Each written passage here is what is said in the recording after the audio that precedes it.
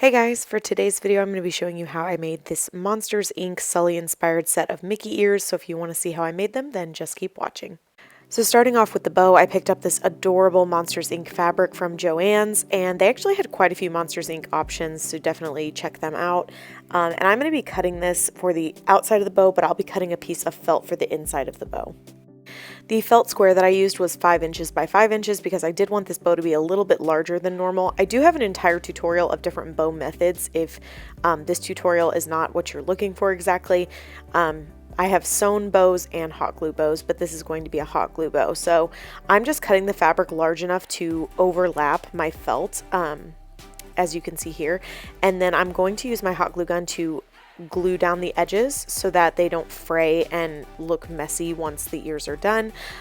This is quite a large piece of fabric. Normally I don't do them this large, but this day I just felt like it, I guess. I wish I had a better answer for you guys, but that's what happens when you're crafting. Now I'm just using hot glue again to tack down these edges. So I'm not doing a solid line. I'm actually just doing little dots and then tapping down the fabric this time.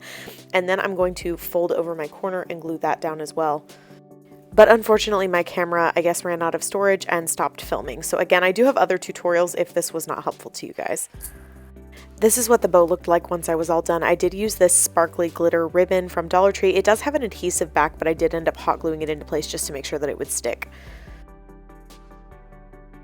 For the ears themselves, I'm going to be using this fuzzy kind of teal colored fabric. This is also from Joann's from a couple years ago, but I do think that they still sell it. I also use this exact fabric to make a pair of scrump ears, so if you buy enough, you could make potentially 2 totally different sets of ears. I'll link that tutorial as well if you guys want to see it. But starting with my largest ear template, which I have linked down below for you guys, just go ahead and trace trace that template 4 times, and then go ahead and cut 4 of those out of this tealish fabric. The next layer we're going to cut out is the cardboard layer, and you're going to be using the smallest template, which is the foam and batting template. I'm going to trace 4 of these onto a piece of cardboard and then go ahead and cut those out as well. And finally, you're going to take a piece of felt and you're going to trace 4 of the ear cutting line templates onto these as well. So this is that biggest template one more time. You're going to cut 4 of these out on the felt, and that is going to be our middle section layer. To assemble the ears, I'm going to be gluing the felt onto this piece of cardboard. Now the cardboard I used this time was extra thick, like it was such thick cardboard. So these ears are going to be a little bit thicker than normal, but that's okay because I liked it for Sully. But I just wanted to show you guys that. So I'm doing a line of hot glue, and then I'm going to fold over the felt onto the cardboard first. I do have this little finger protector from Dollar Tree. I shout it out in like every video because it does save your fingers from the hot glue when you remember to use it, that is. And I'm going to work my way around the edges of the cardboard, and then I will also close up the bottom.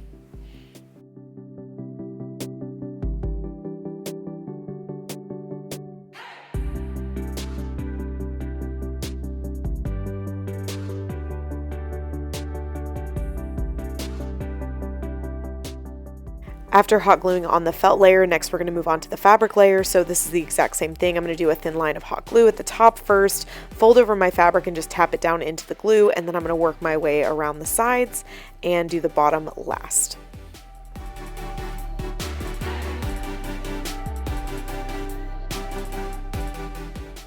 You're going to go ahead and repeat those steps 3 more times so that you have 4 halves of ears, and then you're going to apply a pretty good amount of hot glue to the center of one half and then press down the other half on top of it and really push down on the ear and apply pressure until you feel the ear cool off, because that'll give you kind of a sign that the glue has set and dried. If the ear still feels really warm to the touch, I would keep holding it pretty tight.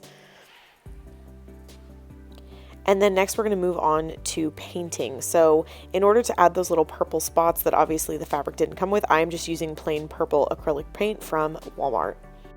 So initially I did try a brush and I went with the direction of the fur. So if the fur swirled, then I tried to kind of match the direction of the fur. I did also try a sponge brush at one point, but truthfully a paintbrush was the way to go.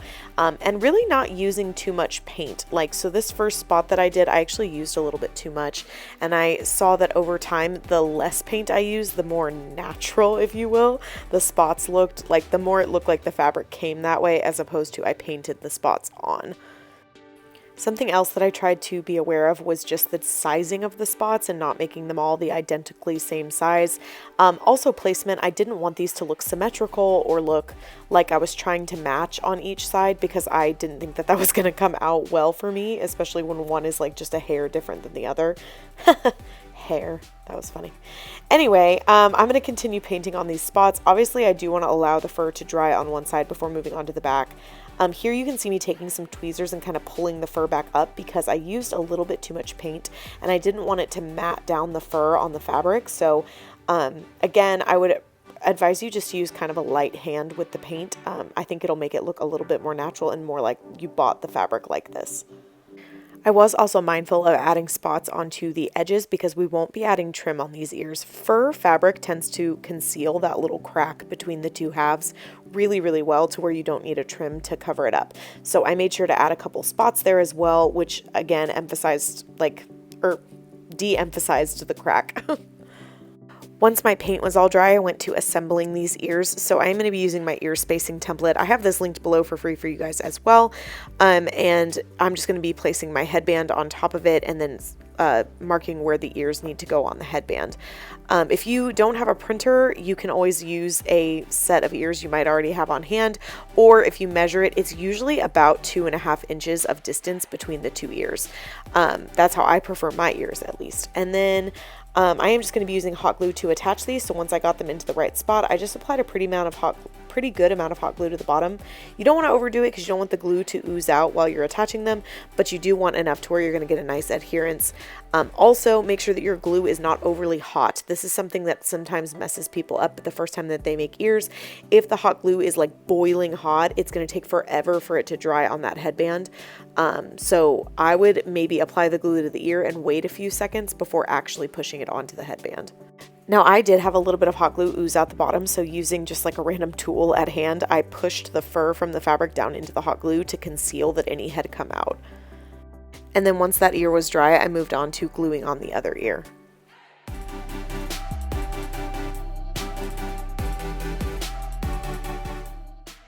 After that, I'm going to glue on my bow into the center of the headband just by adding a dot of hot glue to the center of the bow and firmly pressing it down onto my headband. I do like to use these clips from Dollar Tree to hold my bow in place while the glue dries. Sometimes they're not big enough to hold the bow, but most of the time I can get them on there pretty good. For just a little bit of detail, I decided to add these Monsters Inc. buttons. I got these at Joanns as well, and I'm just going to be hot gluing these onto the center. I put Sulley in the middle and then Boo and Mike on the sides. This button set also comes with 2 little doors, so that might be fun. A fun little like addition to add to your ears. Originally I glued Sulley on the back, but I didn't like it. I was like, no, he should clearly be on the front. So I actually ripped him off and I'm going to be adding him to the front, and then I am going to be adding a little googly eye onto the back that reminded me of Celia from the movie. So yes, just going to go ahead and glue on these buttons and then I will add the googly eye as well.